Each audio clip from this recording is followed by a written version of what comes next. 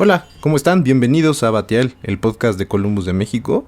En esta ocasión, como en meses anteriores, les traigo el resumen de lo acontecido en los mercados financieros y en las principales economías durante el mes de enero, y vamos a revisar también cuáles son los principales eventos, indicadores y algunos otros temas relevantes, sobre todo con el tema de la pandemia y políticos, para el mes de febrero. Los mercados en el mes.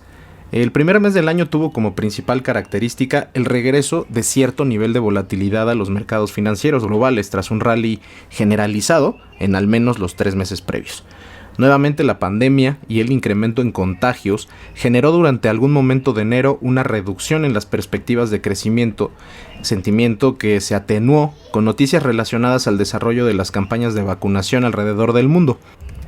Esto al mismo tiempo anticipa la continuidad de estímulos fiscales y monetarios por un periodo prolongado de tiempo. Otro evento que puso en entredicho los recurrentes avances en activos de mayor riesgo fueron las protestas políticas en Estados Unidos, aunque al final fueron contenidas y no tuvieron mayor impacto. Finalmente, una serie de operaciones especulativas en el mercado minorista de equity, una noticia que estuvo en los principales encabezados al menos un par de semanas, repercutieron en el desempeño mensual de los índices accionarios. El contexto anterior en los mercados en general se reflejó de forma generalizada en el desempeño de un gran número de bolsas a nivel global. El índice mundial ACWI se contrajo 0.5%, el S&P 500 1.1% y la bolsa mexicana 2.5%.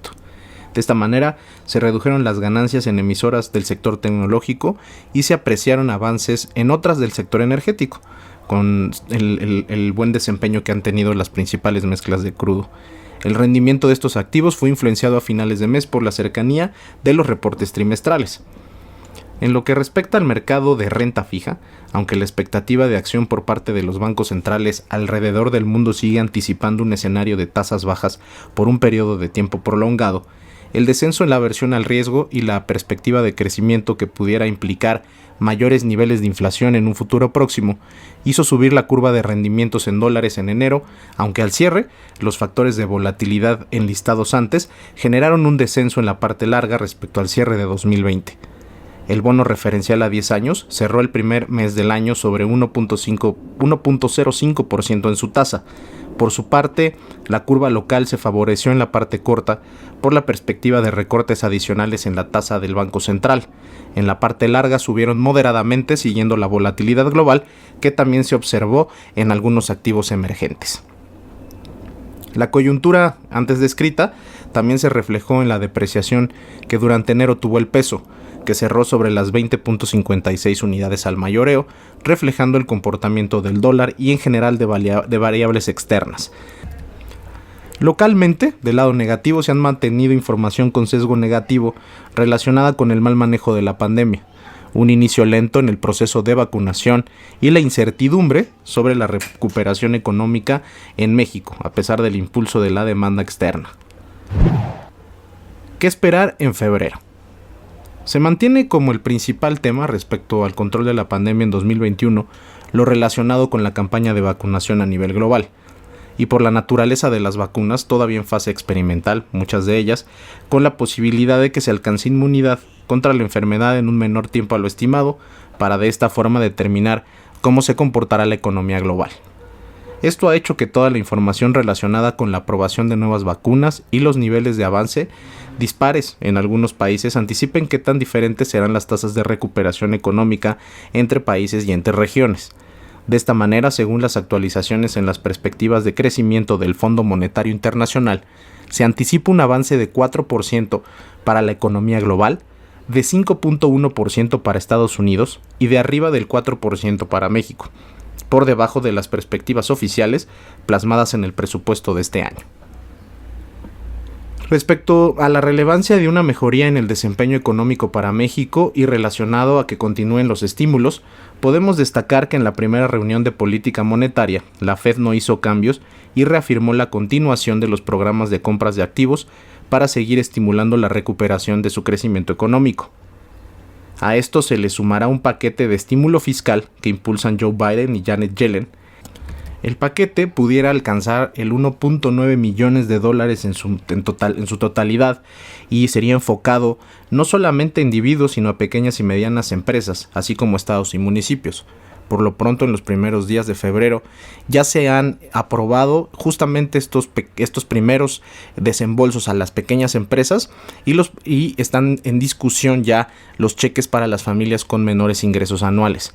La expectativa es que se consolide una recuperación visible del crecimiento, apuntalado por los avances en la vacunación, que para el verano debería mostrar datos significativos de avance según cifras oficiales. También será importante dar seguimiento a las relaciones comerciales entre Estados Unidos y China, que perdieron atención ante la pandemia, pero que podrían mantenerse aún con el triunfo demócrata en las elecciones de noviembre.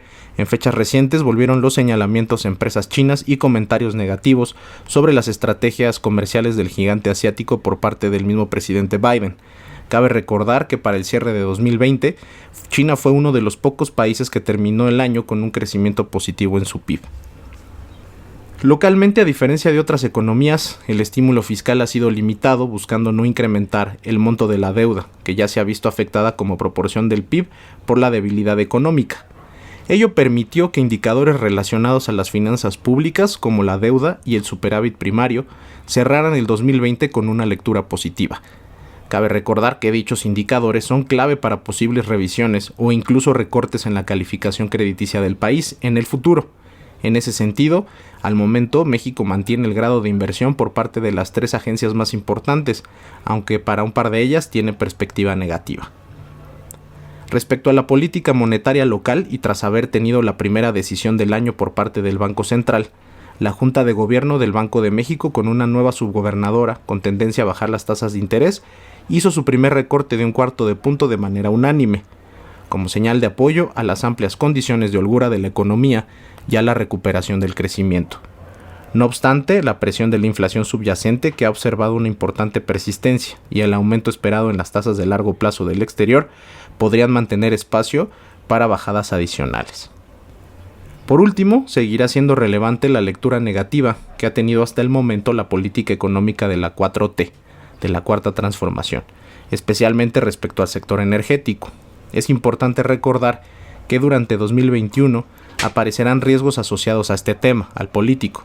Para finales del primer semestre, la elección de gobernadores y legisladores más grande de la historia, que tiene el potencial de funcionar como un referéndum al gobierno de López Obrador, que por el momento mantiene una tasa de aceptación de más del 60%. Para el último trimestre del año, con la presentación del presupuesto 2022, la posibilidad de una reforma fiscal que pudiera darle sustento a los ingresos futuros del gobierno tras el uso de recursos considerados no replicables como fondos de estabilización, fideicomisos y recortes en salarios y otros gastos en el sector público pudieran ser de los temas que estén sobre los reflectores para las calificadoras y también para el comportamiento de los activos locales. Eso sería todo por esta ocasión. Les agradecemos como siempre el que nos escuchen en este podcast. Próximamente esperen nuevos contenidos y como cada mes el resumen de los mercados financieros para el mes que concluye y las perspectivas para el mes que empieza. No olvide registrarse a nuestro boletín informativo al correo contacto@columbus.mx y seguirnos en todas nuestras redes sociales. Hasta luego.